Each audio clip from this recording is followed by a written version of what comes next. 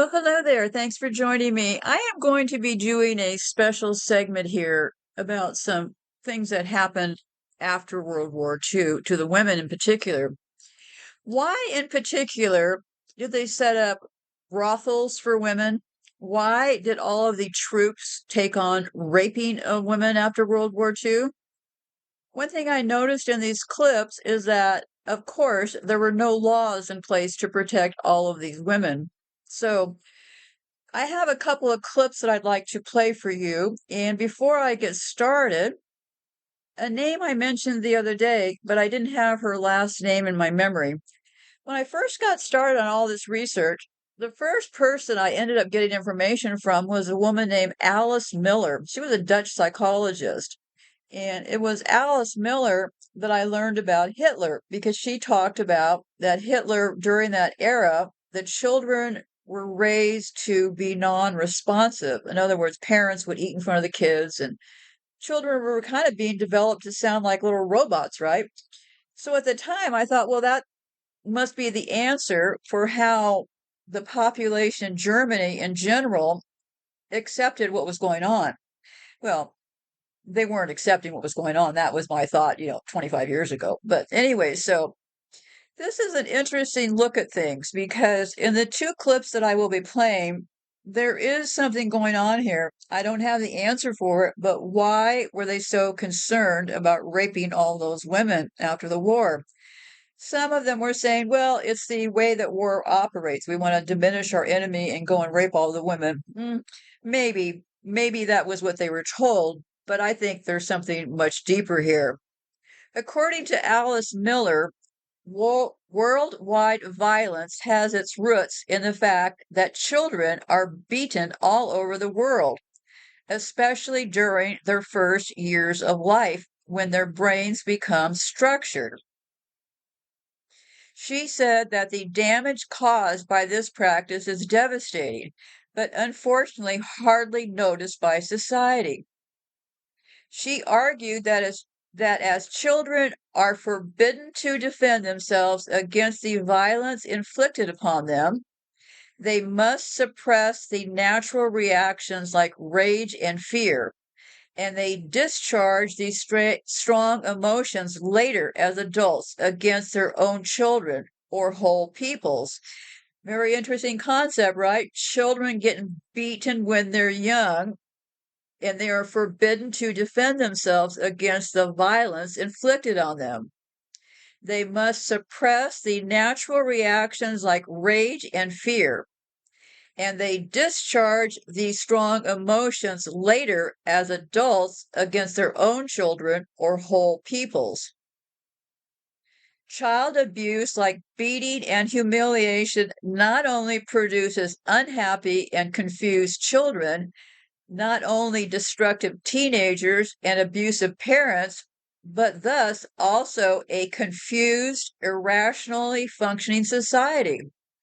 Miller stated that only through becoming aware of this dynamic can we break the chain of violence. So, yeah, it produces unhappy and confused children, and destructive teenagers, and abusive parents, and contributes to a confused, irrationally functioning society. Makes me wonder what's going on with these women and what was going on during the war.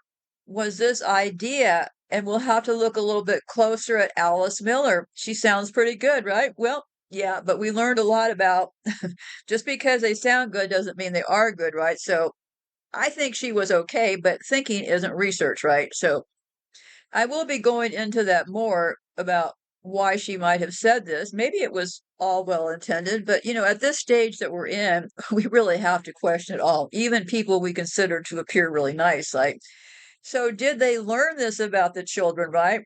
Inflicting the violence on them. And then you end up with a society more malleable, right? So that could be part of the deal. Don't know, but these are all things that need to be considered because this has been psychological warfare against the rest of us, right? Just like when I was talking about women being put on Valium and stuff early on when they stopped locking us up, that created a chemical straitjacket. So there really is something to what happened to all of these people after the war. The first clip you're going to hear is called Inside the Nazi Brothels, what the life of female slaves was really like. Yes, they set up Nazi brothels right next to military bases. The other clip will be Women as Spoils of War at the end of World War II. Literally, troops descended on Germany and started raping the women. Why is that? Because all of those troops, well, nobody was really fighting the other side, right? They were all kind of fighting together, right?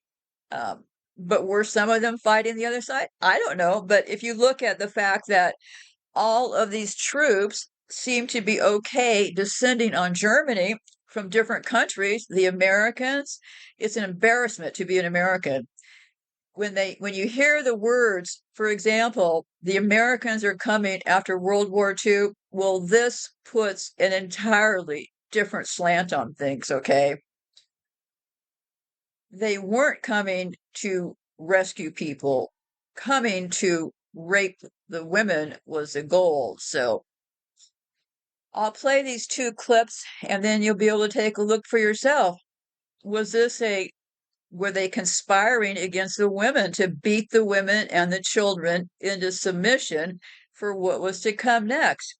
We have to continue asking these questions. So anyway, be safe out there. I'll be back later and to say enjoy the clips is kind of a rude thing for me to say. So I hope that you will find these clips as illuminating as I did. It brought up a million questions about how planned was all of this.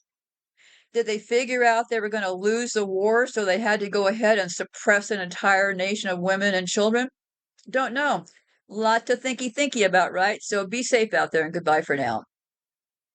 Behind the barbed wires and watchtowers, during the Second World War, a group of women suffered in silence, forced into a life of unimaginable horror. They were the female slaves, coerced into prostitution, their bodies exploited for the twisted desires of their captors. These women in binds had to cope with the unimaginable trauma inflicted upon them.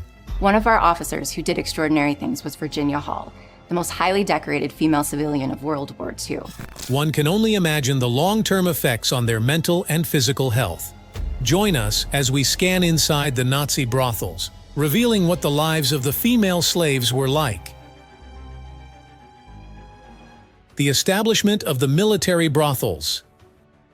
Sex and death are two impulses directly linked to war, although they seem like completely separate things. Territorial conquests end up being symbolic conquests, unfortunately, in many cases involving sexual violence against women. For Nazism, this was a planned state policy carried out throughout Europe, resulting in the violation of more than 34,000 women. Militarized brothels with slaves from numerous countries, spy prostitutes in Berlin, and exclusive brothels for prisoners in concentration camps were just some of the methods employed by the Third Reich to control the sexual lives of its soldiers and prisoners. What drove the Nazi regime to establish these brothels? And how did they justify such heinous exploitation? Keep watching to find out the details. As Nazism spread across Europe, its leaders saw the need to establish military brothels alongside military bases. These brothels were managed by the Reich and served as places where German soldiers could engage in forced sexual relations with enslaved women. This grim state policy had two main goals. Firstly, it aimed to promote the sexual norms of Nazism, discouraging soldiers from engaging in activities like excessive masturbation or homosexuality. Secondly, it sought to control the women with whom the soldiers interacted, reducing the risk of sexually transmitted diseases that could decrease combat readiness. The operating hours of these brothels, where German soldiers could engage in, was typically in the night, where they carried out public display of systematic rape. It's crucial to emphasize that the German troops loved every bit of these acts of violence done to the victims in the camp. It's sad to note that the women in these military brothels did not choose to be there. The vast majority were victims of mass abductions or kidnappings.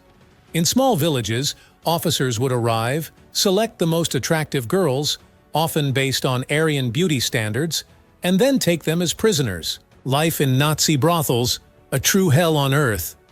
In the daily lives of young Nazis, engaging in sexual relations with Slavic women was strictly prohibited due to their classification as an inferior caste. However, within the confines of military brothels, such relationships were permitted. The only exceptions to this rule were Jewish and Romani women, who were excluded and sent to concentration camps, where they faced horrifying fates that we will delve into later. These atrocities were not hidden from the public eye. Throughout the conflict, numerous European states that had been invaded by the Nazis formally complained about the mass abductions of women. For instance, the Polish government in exile lodged a complaint on May 3, 1941, detailing how the SS conducted raids to seize young Polish women and transport them to their grim, militarized brothels. What's astonishing is that, on paper, Nazism condemned prostitution as a social disease that corrupted the minds of the youth.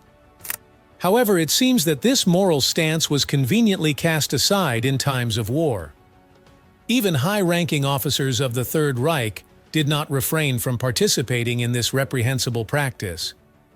Life in Nazi brothels was a true hell on earth, with subhuman health conditions in the old destroyed buildings. Several girls lived sleeping and receiving their clients in the same bed. There were no changes of clothes or nutritious meals, only the basic conditions to make the slaves attractive enough for German troops. A common problem was sexually transmitted diseases, including syphilis and gonorrhea. If a girl was diagnosed with these conditions, she was treated in a very rudimentary and disinterested manner. There would always be a prisoner to replace her. If the young woman did not improve soon, her fate was the firing squad and an unmarked grave. As we mentioned earlier, the military management of brothels also sought to appease the epidemics of these diseases, which could incapacitate a soldier for a long time. It was precisely for this reason that British spy Virginia Hall organized a series of clandestine brothels where women intentionally infected soldiers. This made her earn the title of the most dangerous of all Allied spies, the most feared lady during the Second World War. Virginia Hall was a spy who was considered to be one of the most dangerous Allied spies of the Second World War. She organized a network of thousands in the French resistance, managed to escape being hunted by the Gestapo many times, and was responsible for acts of sabotage against the Axis, jailbreaks, and critical intelligence gathering in wartime France. The exploits of the daring and audacious spy Virginia Hall were almost lost to history, but her story deserves to be remembered. Virginia Hall was born to a rich Maryland family in Baltimore in 1906.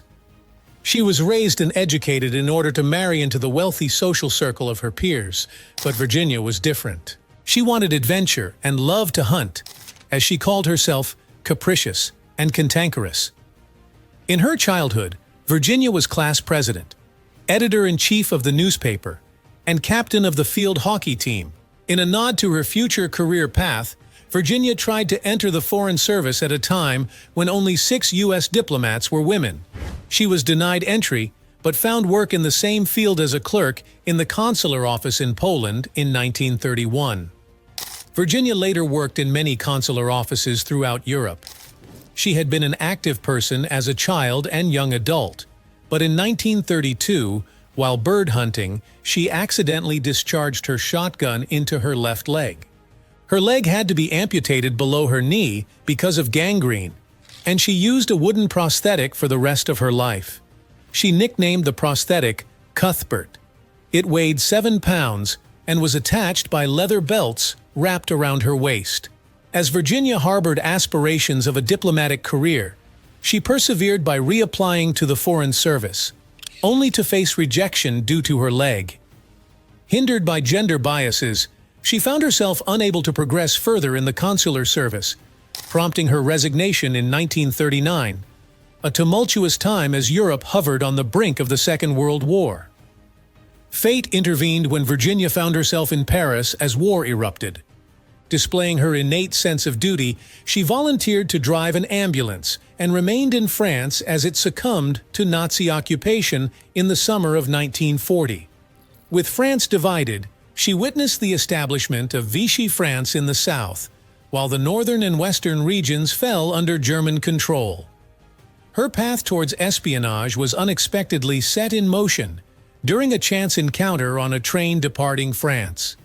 Meeting a fellow passenger who turned out to be a British operative, Virginia received crucial contact information that would alter the course of her life.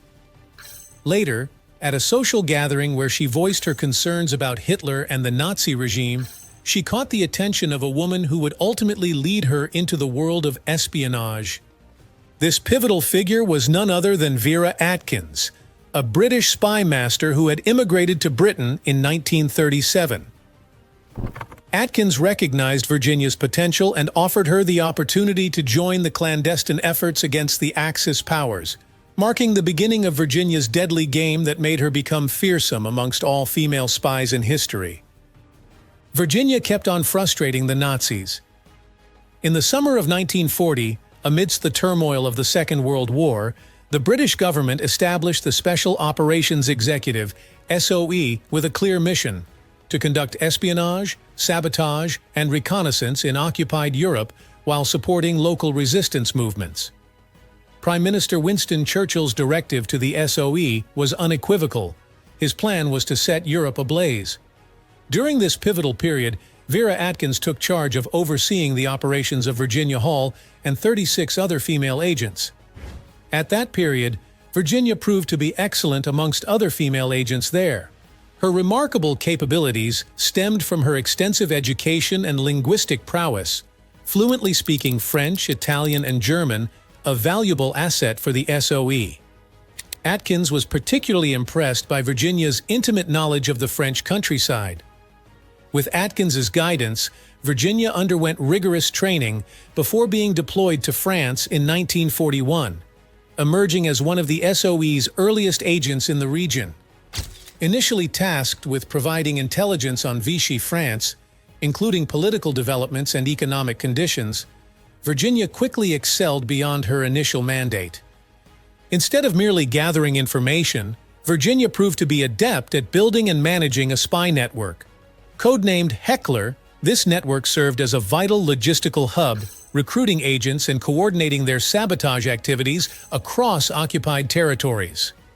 Virginia's role expanded to encompass not only intelligence gathering but also orchestrating resistance efforts in key areas like Toulouse and Lyon.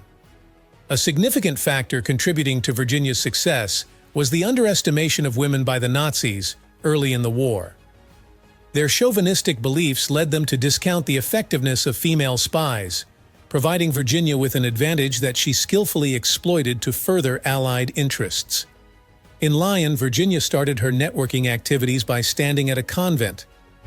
She befriended a brothel owner and received information from prostitutes who were friendly with the occupying German troops. She set up safe houses for those working in her network and developed a specialty in jailbreaks. Helped by prison guards who accepted bribes, Virginia assisted SOE operative Peter Churchill in several of his missions in France during 1942. He delivered cash, ration books, and identity documents for forgers in an effort to get resistance members released. Following his narrow escape from the Gestapo, Churchill took charge of a network of spies operating in France during the war. In an era where advanced technology was scarce, agents relied heavily on their creativity and resourcefulness to deliver vital information to their handlers. For instance, the BBC ingeniously embedded coded messages into its nightly broadcasts, while Virginia Hall, operating under the guise of a New York Post reporter, cleverly incorporated coded messages into her news stories, which were then relayed to London by her editor.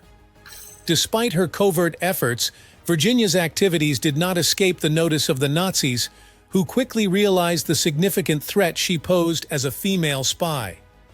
Her impressive track record speaks volumes. orchestrating daring rescues of agents from Nazi prisons, orchestrating acts of sabotage targeting vital railroads and factories, and even causing the disappearance of Nazi pilots who had parachuted out of danger. In essence, she embodied Churchill's directive to ignite Europe with resistance. As her notoriety grew, the Gestapo intensified their efforts to apprehend her, launching a relentless pursuit that led them to Lyon. Virginia's ability to constantly alter her appearance kept the Nazis on their toes, rendering them uncertain of her next move. Her remarkable exploits included numerous jailbreaks, acts of sabotage, and intelligence gathering on enemy troop movements, earning her a place at the top of the Nazis' most wanted list. Among her pursuers was Klaus Barbie, infamously known as the Butcher of Lyon, who spared no effort in his quest to capture her. Under his orders, wanted posters featuring Virginia's likeness circulated, labeling her as the enemy's most dangerous spy. Despite the constant threat of capture, Virginia kept on frustrating the Nazis. Virginia Hall eliminated a lot of Nazi soldiers. After Virginia Hall was declared wanted by the Nazis, a sharp-featured woman with shoulder-length hair and wide-set eyes were the details obtained from French double agents concerning her. The Nazis incorrectly believed Virginia was Canadian, and Barbie once said that he'd give anything to lay his hands on that limping Canadian. He was convinced that capturing her would further his career.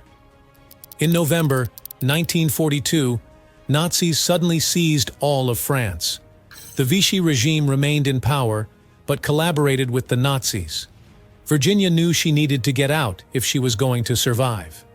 She had previously helped Peter Churchill escape to Spain by accompanying him on a train because couples aroused less suspicion. For her own escape, she fled from Lyon to Perpignan. Then she walked over a 7,500-foot pass in the Pyrenees to Spain. Virginia covered 50 miles in 2 days with a wooden leg, sometimes walking through snow.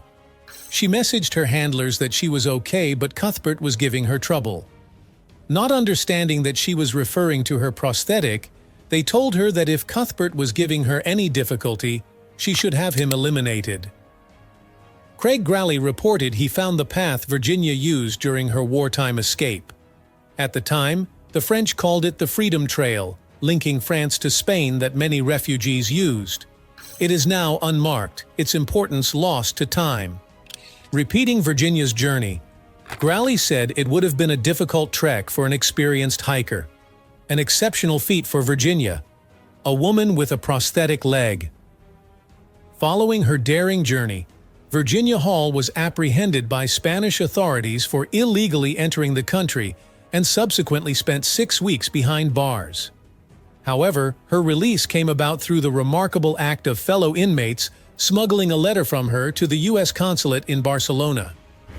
After regaining her freedom, she continued her work for the Special Operations Executive, SOE, in Spain, before making her way back to London in 1943. The following year, Virginia embarked on a new chapter by joining the U.S. Office of Strategic Services, OSS, established by the U.S. government in 1942, with the mission of gathering intelligence and executing special operations. Eager to resume her activities in France in 1944, Virginia found herself welcomed back with open arms. Her journey back into occupied territory was nothing short of extraordinary. She arrived in Brittany aboard a British torpedo boat and managed to evade detection by the Gestapo by disguising herself as an elderly peasant woman. Virginia went to great lengths to further alter her appearance, seeking the expertise of a makeup artist to learn how to convincingly simulate wrinkles on her face, and even having her teeth altered by a dentist to adopt the appearance of a poorer individual rather than the affluent American she truly was. Additionally, she dyed her hair gray to complete her transformation. Once back in France, Virginia immediately immersed herself in aiding the French resistance, locating crucial resources such as maps, drop zones, and safe houses.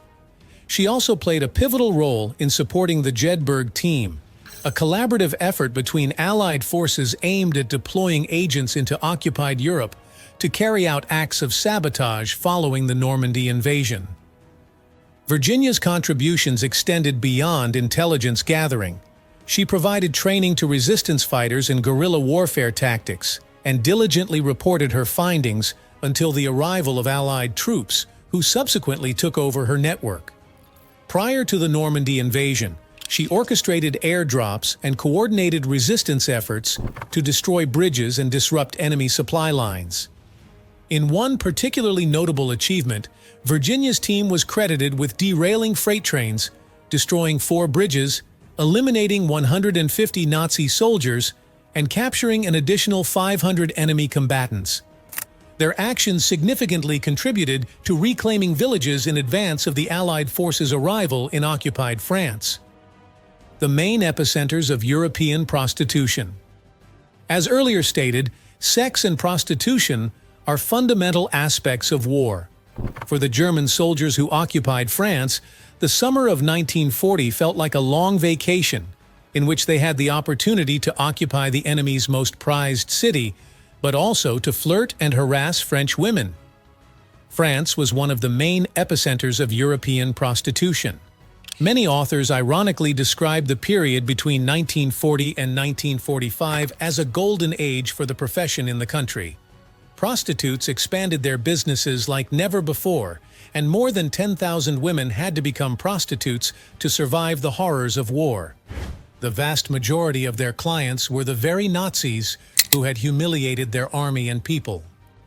However, as paid sex increased, so did the hatred and resentment of the rest of the French towards those who offered their services to the enemy.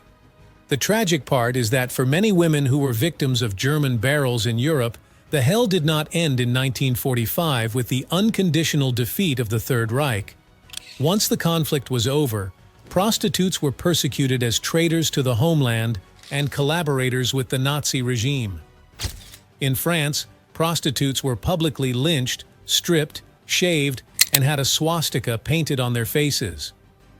Like Caesar's mark, they were forced to march with the sign that they had slept with SS officers.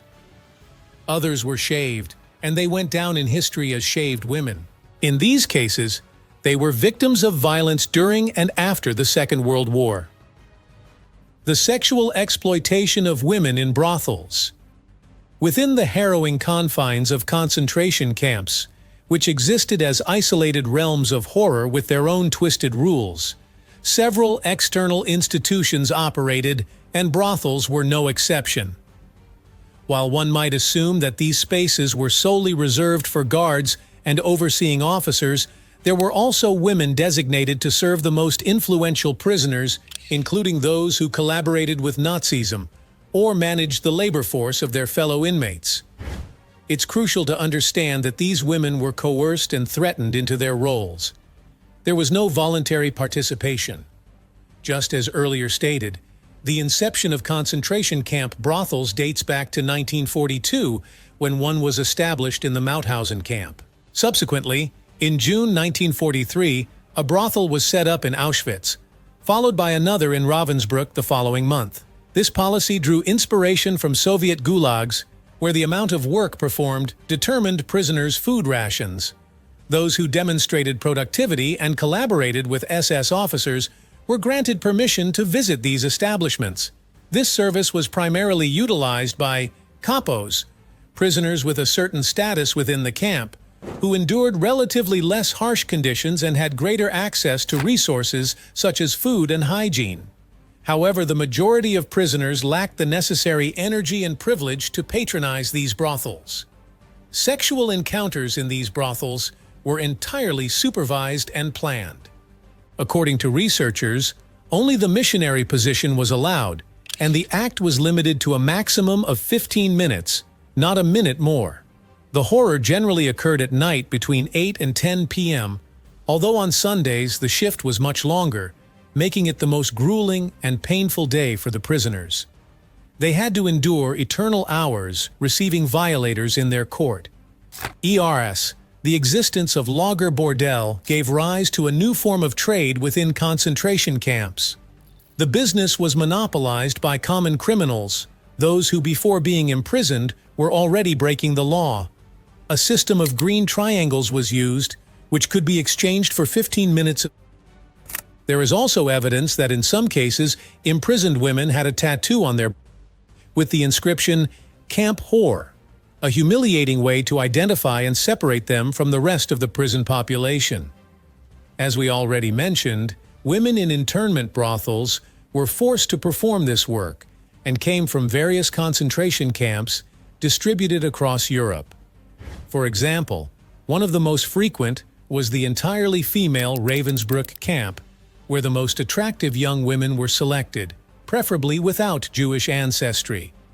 The SS officers devised a perverse method that aligned the prostitutes, providing them with minimal benefits such as slightly higher rations or the possibility of personal hygiene. This generated envy and resentment among the rest of the female population in the camps, thus breaking any possibility of collaboration between the imprisoned women. Nina Mikova, a concentration camp prisoner, later admitted that when it was found that one of the girls from her block had been chosen, they captured her, threw a blanket over her, and beat her until she couldn't move. She went further to say that she didn't know if they would recover. They just sought better treatment and then punished them in this way. It is estimated that in total about 200 women worked in these brothels with the promise of being released after 6 months, something that never happened. Nazi regime's extreme violence. Beyond the horrendous crime of mass rape, the Third Reich also initiated a disturbing campaign of sexual re-education within concentration camps. Alongside using brothels to control inmates, foster collaboration, and quell disturbances, Heinrich Himmler sought to utilize them as a tool for showing prisoners of the pink triangle, that of homosexuals, the supposed pleasures of heterosexual relations. This amounted to a form of conversion therapy, an attempt to cure homosexuality, which the Third Reich viewed as a moral degeneration emblematic of modernity. Historians assert that Himmler mandated compulsory weekly visits to the camp brothel for all gay prisoners as part of this so-called treatment. It was an appalling attempt to eradicate same-sex attraction through forced engagement in heterosexual acts. After the war ended, the few women who survived this torment faced the additional burden of being labeled as camp prostitutes, despite being victims of the Nazi regime's violence. The majority of women who worked in internment camp brothels were of German descent, but were categorized by the Nazis as social outcasts, who were homeless, alcoholics, itinerant musicians, prostitutes, or simply women who did not conform to the ultra-conservative Nazi ideology. They were often individuals from impoverished backgrounds, exploited and victimized by the regime for its twisted purposes. Prostitution within concentration camps was a dark secret, at least until the early 1970s when several memoirs were published delving into this aspect with some depth. However, the topic remained taboo in research on Nazism until the mid-1990s, when new publications by female researchers broke the silence. One of the strangest and unique cases of using prostitution as a war policy was Salon Kitty. It was a select Berlin brothel operated by Nazism where, in addition to offering sex and pleasures, espionage campaigns were conducted against important figures. The place operated at number 11 Giesenstrasse, where a building with commercial premises houses a headphone store and an interior decoration store today. However, between 1930 and 1942, the largest brothel of the Third Reich operated there. The important name in this operation was Katharina Emma Sophie Schmidt, alias Kitty Schmidt, a woman who operated as the leader of the 500-square-meter brothel on the third floor of the building.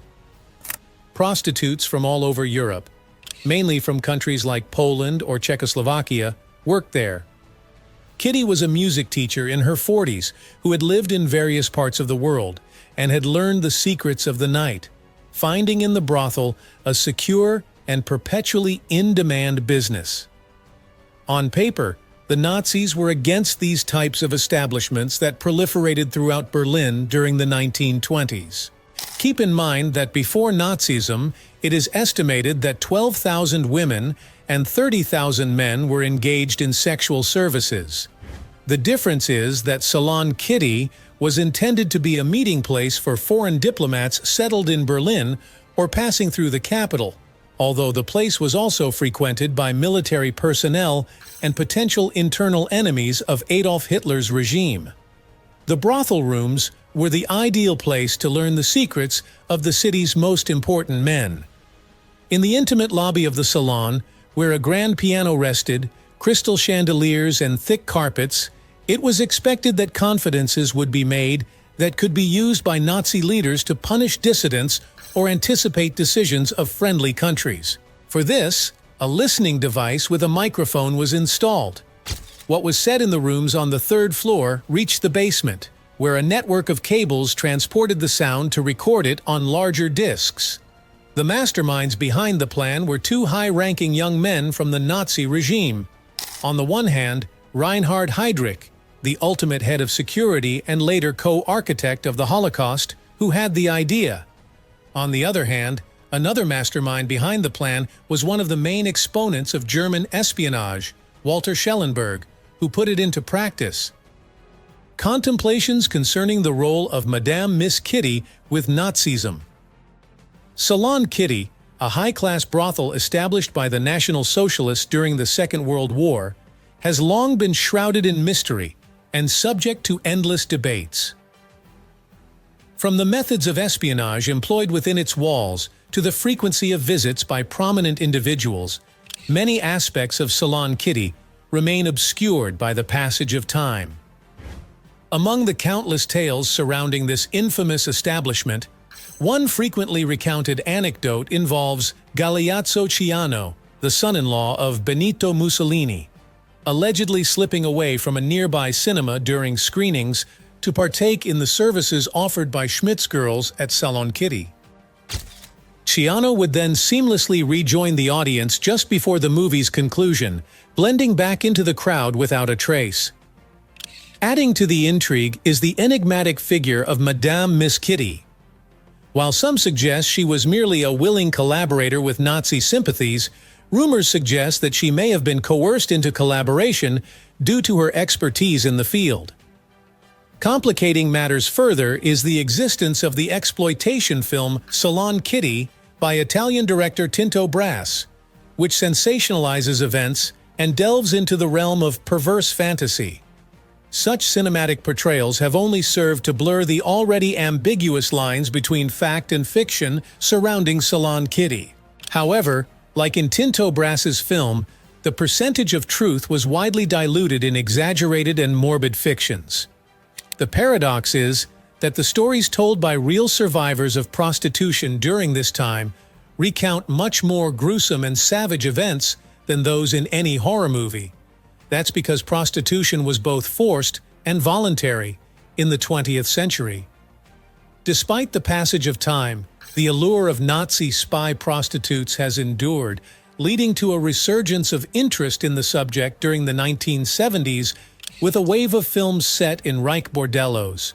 These cinematic interpretations further muddy the waters of historical accuracy, intertwining reality with artistic license. As a result, uncovering the true story of Salon Kitty remains a daunting task, with speculation and conjecture clouding the search for concrete answers. Thanks for watching. See you in the next video.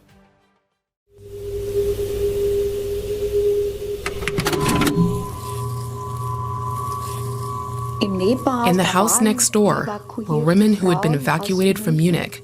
Suddenly in the night, I heard terrible screams and cries.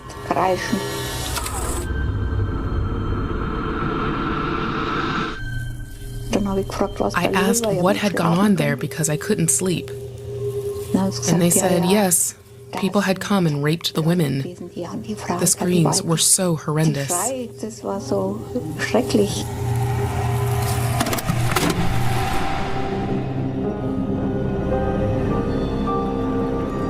To me, it was a nationwide catastrophe, one that affected an entire generation. Come, Frau Rabotti. How often did I hear that 70 years ago? Because I was a war trophy. That word conveyed all the horror.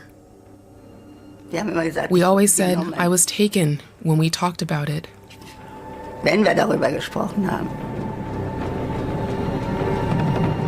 You felt guilty. You felt dirty. In general, you can say that not enough has been made of the fact that all troops committed acts of sexual violence. The Soviet Army, the Americans, the French, and the British. I think that if we are focusing primarily on the violent acts committed by the Red Army, we'll remain stuck in a very simplistic, explanatory model.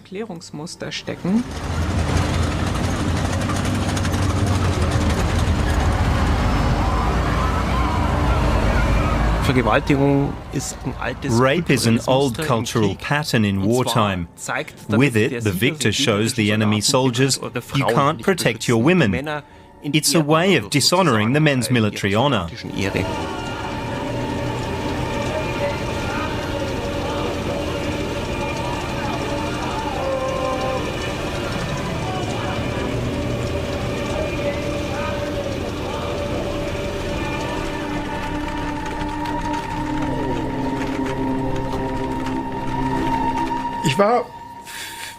I was searching for my identity for 40 years. The crazy thing is that this rape is what led me to being alive.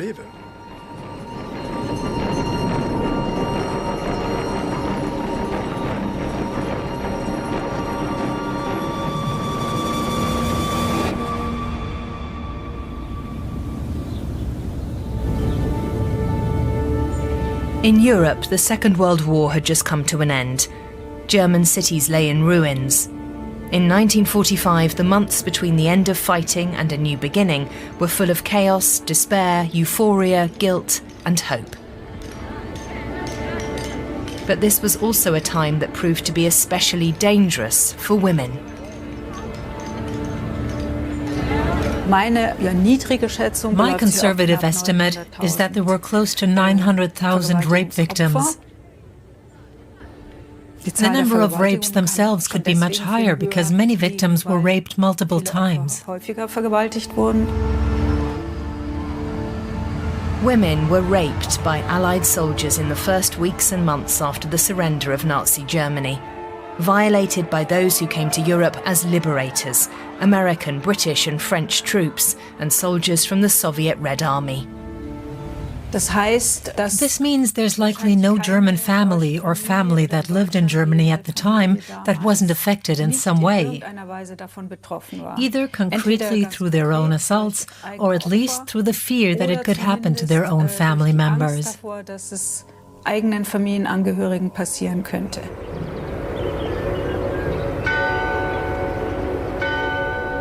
Only when she was over 80 years old did Maximiliane Heigel's mother, Margot, speak of her childhood memories of soldiers and awful screams. In the spring of 1945, after air raids, the US Army occupied the Bavarian town of Landshut. 4-year-old Margot, her mother, and a female cousin sought shelter in a cellar. The women lived together, more or less without men. And then, in April 1945, when the bombardments of Landshut became too severe, they fled to a house in Fahrgasse, right next to the church.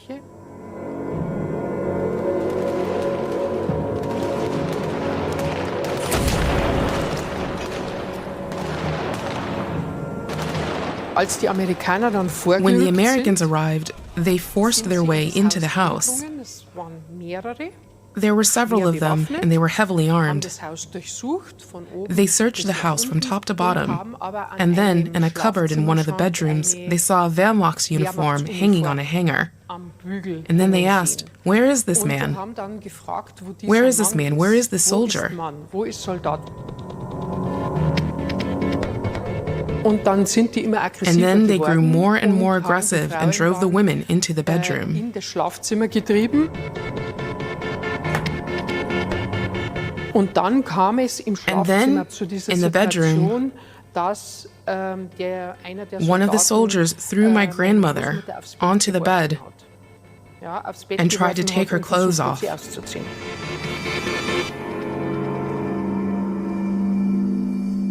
Margot stayed silent for decades.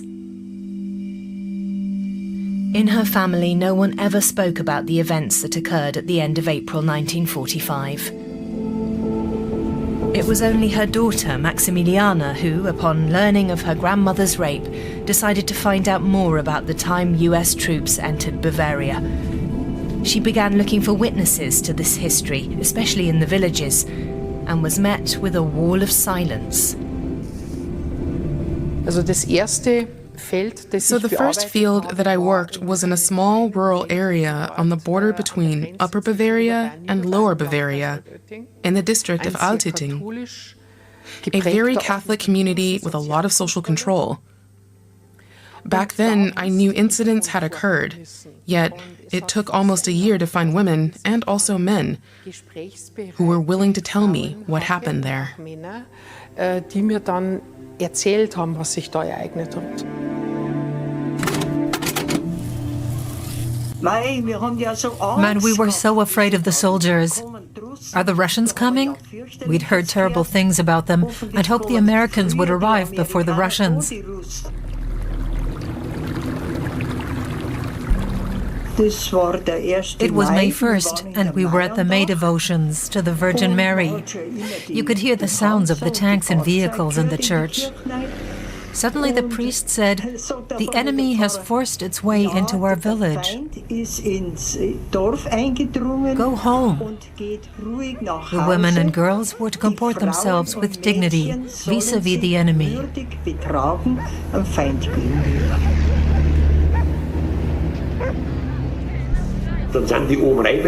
They came upstairs to our place. 2 young Americans. And of course, they saw my mother and my sister and attacked them right away.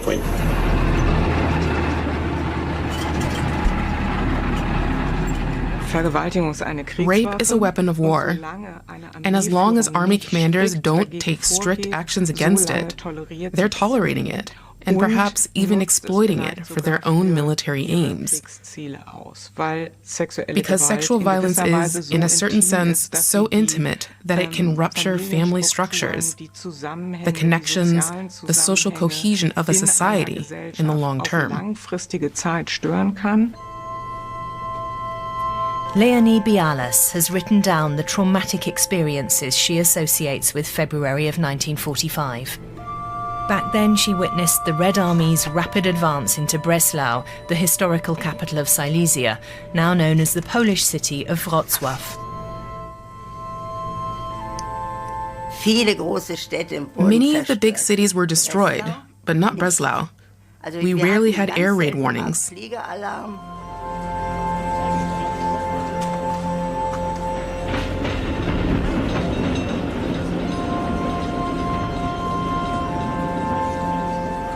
And we always said, that's why we're in for it now.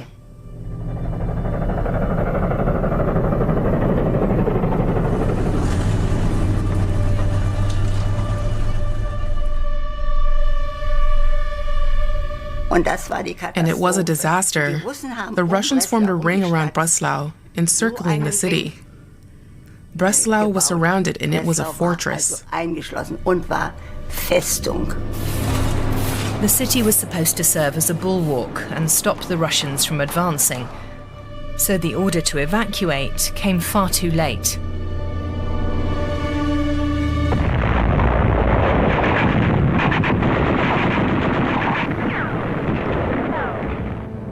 Leonie Bialas was just 14 years old at the time.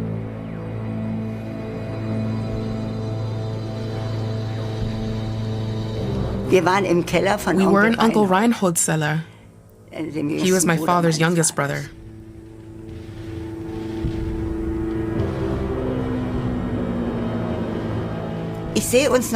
In my mind, I can still see us sitting there, in a circle like this. I sat here, and my mother was next to me. On Mom's other side sat my brother Winfried, my youngest brother. They stormed in. And we just sat like this. I don't know if we screamed or cried. We trembled sitting there. One soldier came in, looked around, saw me, and yanked me towards him, and Mother cried out.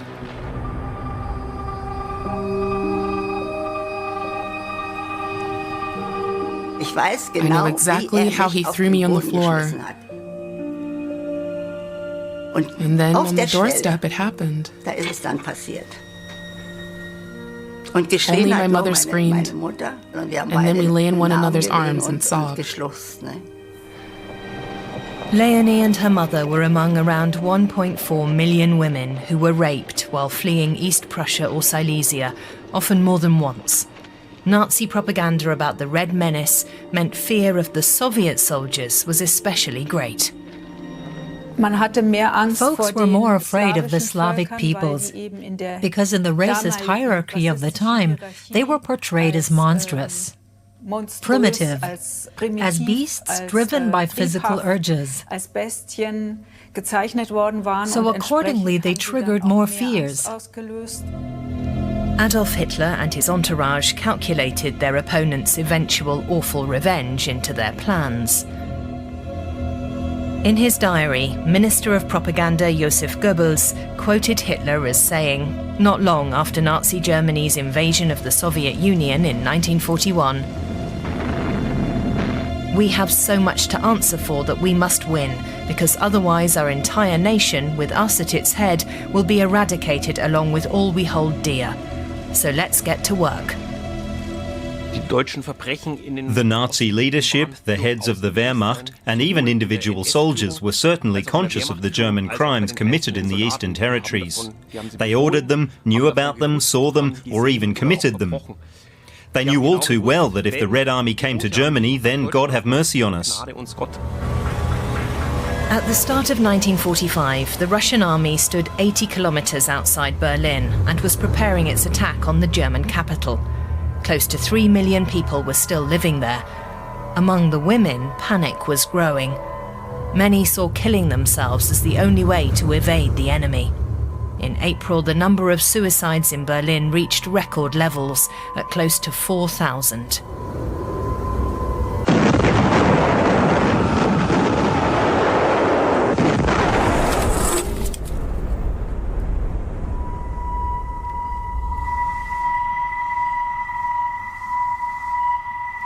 On the 8th of May 1945, Hitler's Nazi Germany surrendered. The last great battle of the Second World War on European soil was now over. The advances of the US Army from the west seemed to worry the German population less. In March of 1945, the Americans crossed the Rhine, and by April they'd already reached Thuringia.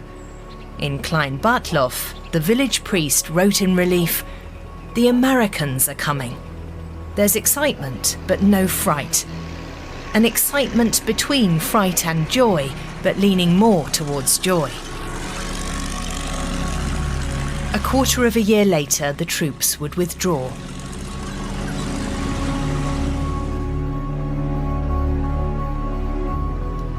Nine months later, Konrad Jahr was born. Right after his birth, his mother put him in foster care. When he was 8, his foster sister told him the reason why. She told me, in 1945, the Americans were in Altenburg, and your mother got involved with one of those Americans. And he's your father. That's how you came to be. For me, at first, that was actually more of a relief than a shock. Now I knew where I came from.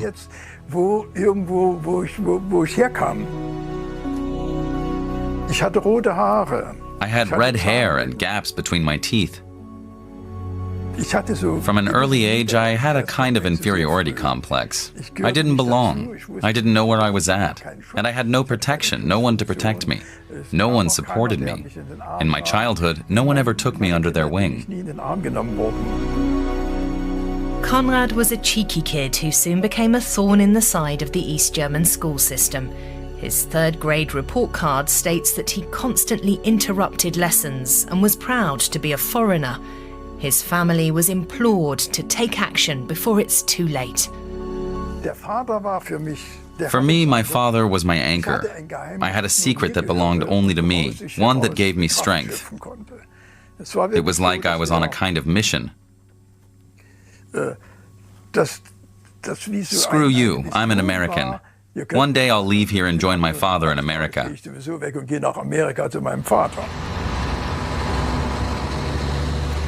US soldiers weren't as widely feared, and they were expected to abide by their military leadership's strict code of conduct. Germany was conquered enemy territory, and they were supposed to keep their distance from the German people. Training films were shown to prepare American soldiers.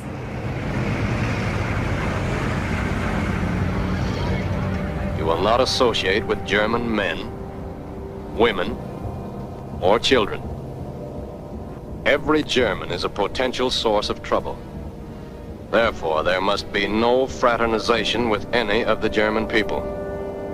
Fraternization means making friends. The German people are not our friends. In general, armies forbid fraternization out of concern that the informal contacts their soldiers have with the domestic population will lead to a weakening of the army.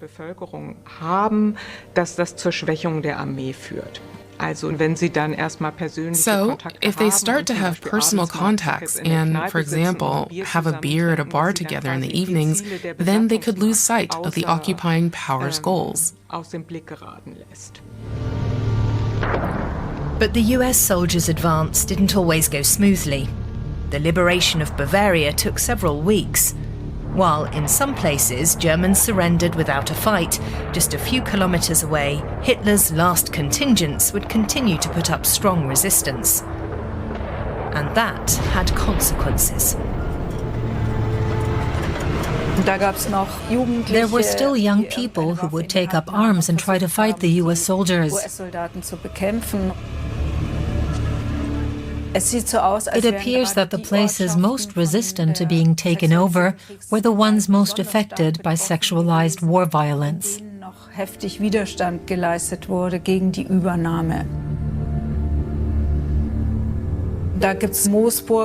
Moosburg near Freising. There was a big prisoner of war camp there, where the US troops moving in could see how their comrades had been treated in Germany.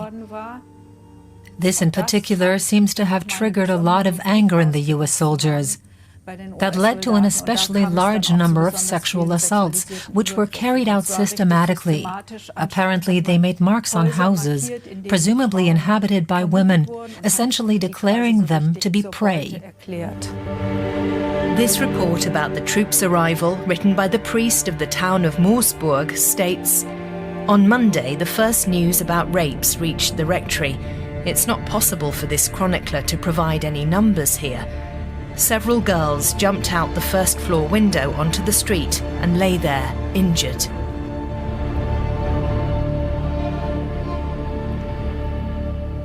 At the time, rectories were among the few German institutions still functioning, so the Bavarian priest's reports on the Allies' arrival remain an important source for historians and journalists like Maximiliane Heigl. Here we have the report from the St. Nicholas parish in Bad Reichenhall. On the one hand, it makes the blanket statement that a large number of women and girls were violated. In parentheses, here it's been added that there's talk of 200. Through this formulation, the priest makes it clear that he has no personal knowledge of the matter, but is just relaying what the townsfolk are saying. And then comes the frequently confirmed information that after the Americans marched in, there was relative peace. But then the French troops were advancing, and the word was they were committing terrible crimes. Namely, in moral terms, they committed terrible crimes against women and girls. Here they wrote coloured Moroccans would use gun violence to force their way in at night.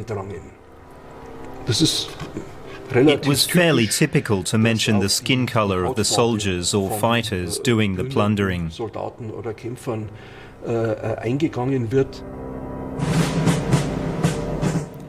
The French regiments, which included soldiers of North African descent, made a particularly strong impression.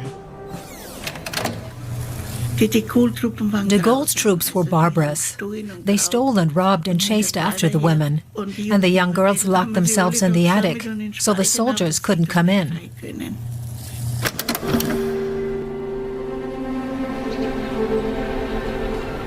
At first, the French army also kept acts of sexual violence secret.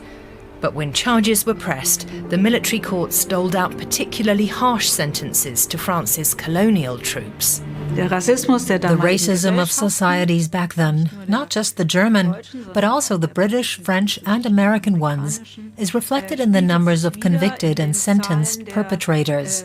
It was clearly so that, for instance, in the US Army, black culprits were charged more often and also received much harsher sentences, including the death penalty.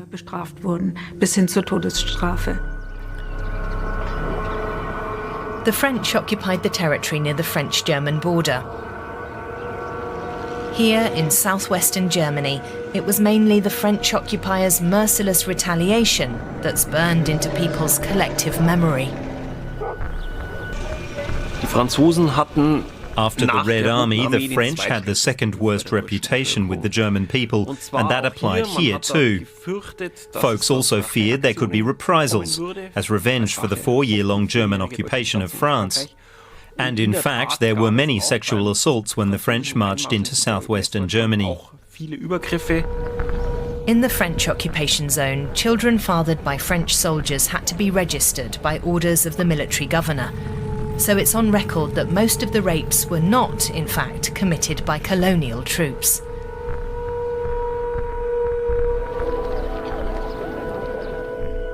Anna Rosa Adam, born in February 1946, was one of these Frenchmen's kids.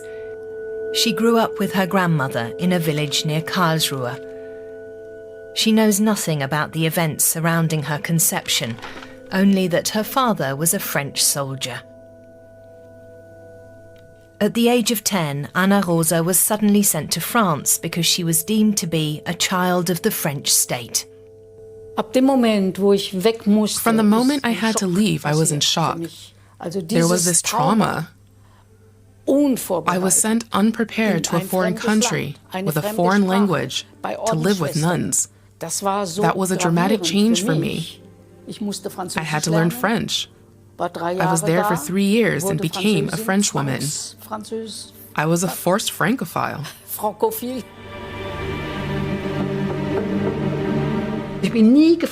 I was never asked what I wanted. Nothing was ever explained to me. Up to the point in time when I learned that there was an archive in Colmar, a French archive, I knew nothing at all. And then I was outraged that I wasn't unfamiliar to the French, but that I most certainly existed in the French archives.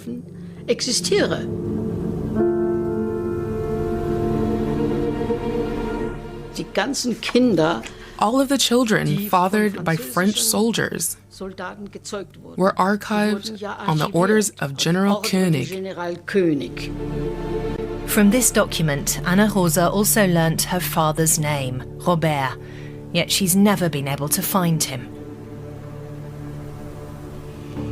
Many thousands of women are thought to have been raped in the French occupation zone. By the summer of 1945, the consequences of that sexual violence had become all too clear.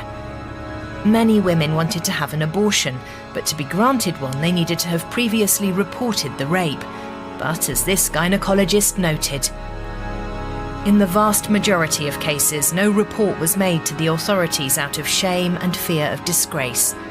Consequently, in almost every case, an incredibly time-consuming investigation was necessary to differentiate the real rape cases from the faked ones. Female sexuality was basically viewed as unreliable.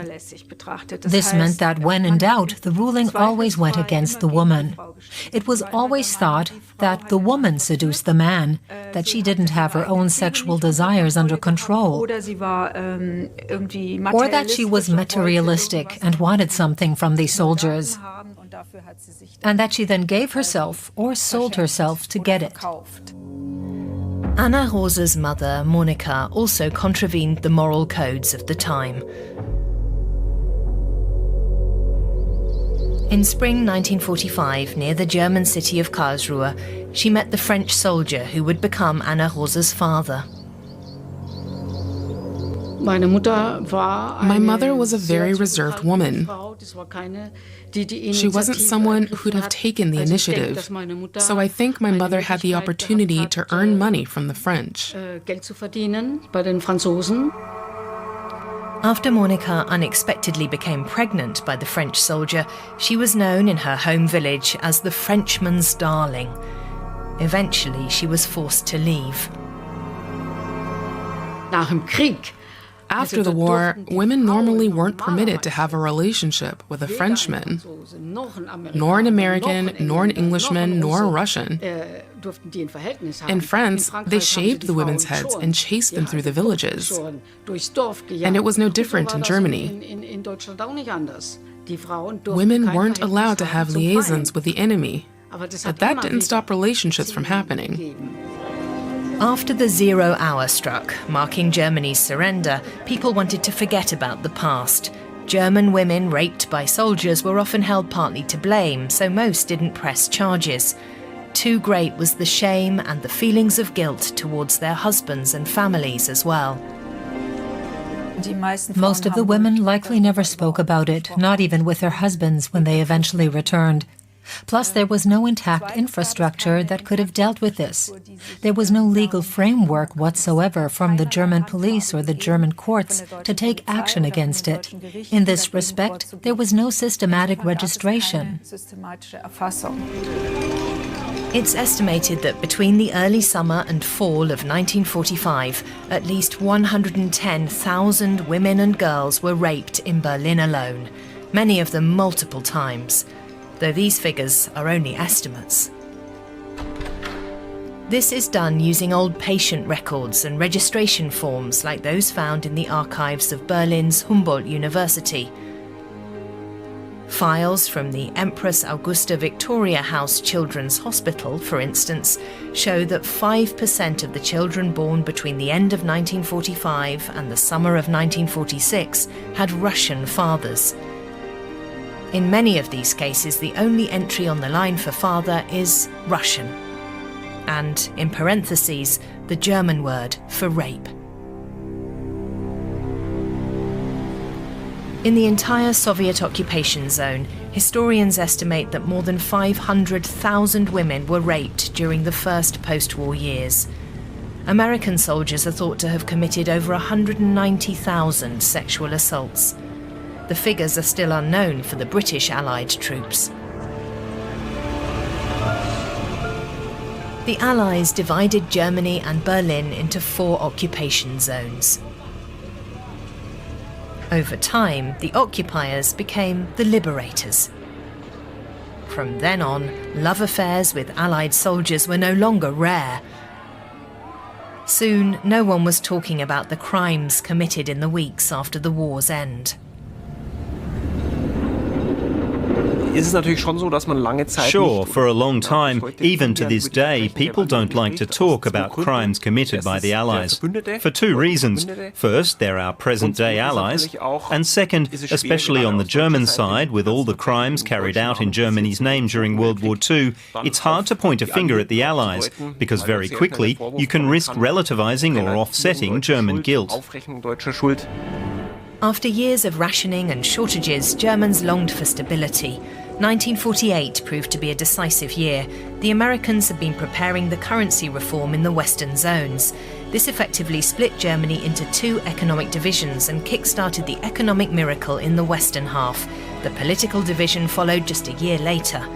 The Republic of Germany held its first parliamentary elections in 1949. On their election posters, the Christian Democrats, or CDU, used stereotypical images of the enemy to stir up fears of the Red Menace. CDU candidate Konrad Adenauer became the first Chancellor of the new Republic. Ich schwöre es, so wahr mir Gott hält. The occupation status ended, and Adenauer tied his country's fate to the West. Now, at the latest, it was also in West Germany's political interest that the guilt for crimes committed by the Allies was placed solely upon the Soviets. Especially during the Cold War, in West Germany, Western Europe, and the US, sexual violence committed by Red Army soldiers was often scandalized as allegedly being especially uncivilized or brutal. The voices or memories of those really impacted, as well as their perpetrators, went unheard.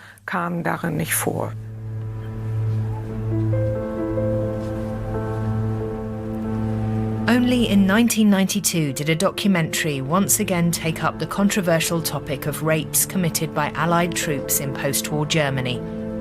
Konrad Jahr was one of the contemporary witnesses who recounted the story of his desperate search for his father.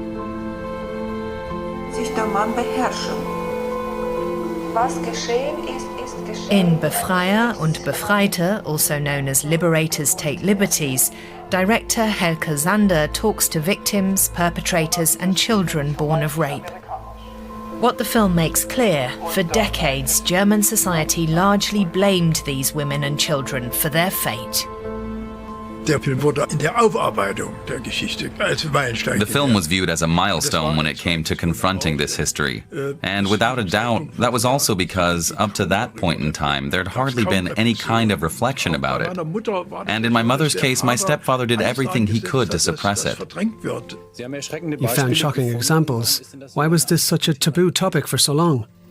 Firstly, women weren't accustomed to talking about their own interests. I think that's the decisive factor. And no one made it easy for them because if they tried to talk about it, they'd wind up being punished all over again.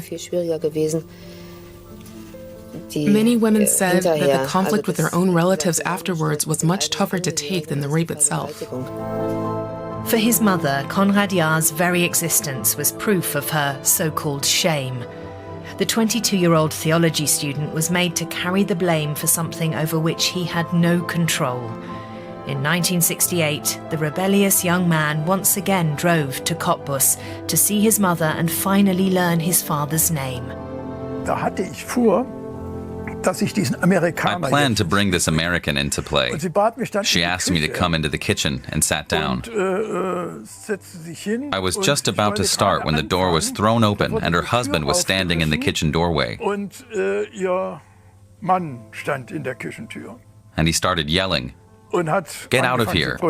Get out! Skedaddle! You have no business here, no reason to be here. And leave our mother in peace.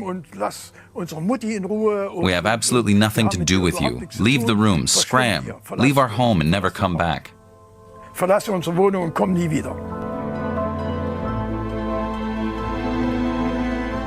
4 years later, Konrad Jahr received a letter with a clear message. It was written not by his mother, but by her husband.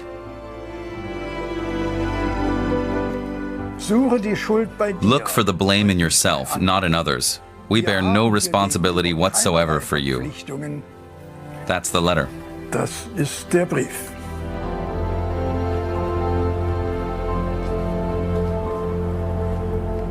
The lifelong search for an unknown father, for one's own identity, for love and acceptance. These things have also left Anna Rosa Adam with deep psychological scars. You always have the sense that half of you is missing. And you always have the feeling that you don't belong anywhere. That you don't belong to France and you don't belong to Germany. In 1948, Anna Rosa's mother got married to a Frenchman. He too only ever saw Anna Rosa as the child born into shame. He was strict, always very strict, but we didn't have any real relationship with him. And shortly before he died, he told me that he never could stand me. I said, why? I was always a good kid. It was like an electrical shock went through me from top to bottom. It was that simple. 3,200 children born of rape were officially registered in West Germany and West Berlin. Still, the number of unreported cases was certainly much higher. In West Germany, the politicians and society denied responsibility for these women and children. The women weren't recognized as victims of war and thus had no right to compensation. That was off the table right from the start, because the state couldn't have afforded it and didn't want to either. It would have put women, who were essentially civilian war victims, on an equal footing with war-disabled soldiers. In East Germany, rapes conducted by Red Army soldiers were also a taboo topic. Time and time again, Konrad Jahr provoked the communist authorities. In 1986, East German officials decided to deport him to the West. A day before the Protestant minister was forced to leave the country, he drove to Cottbus one last time. I wanted to visit my mother one last time, for the sole purpose of having her tell me the name of the American. And she started to sob and cry something awful. I've no idea what you want. Why are you telling me this? There is no American.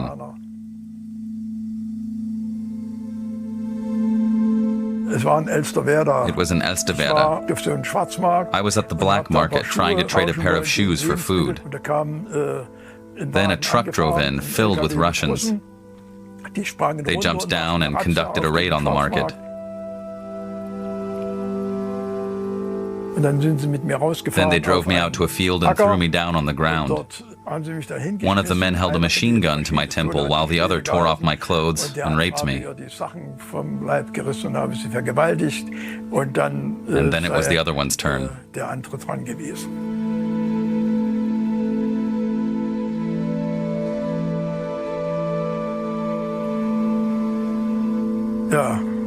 Yes.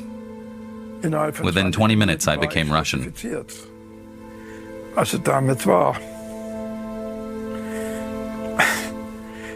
with that, my years-long dream that I was American went bust.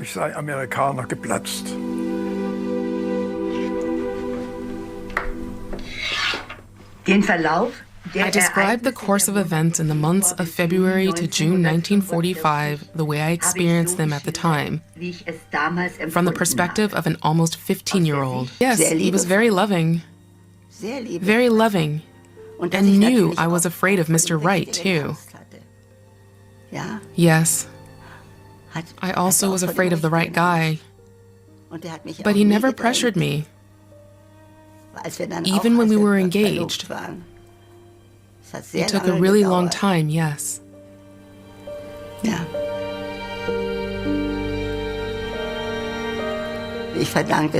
I have my husband Martin and my mother to thank for this. That I, to my own surprise, can speak about it quite freely.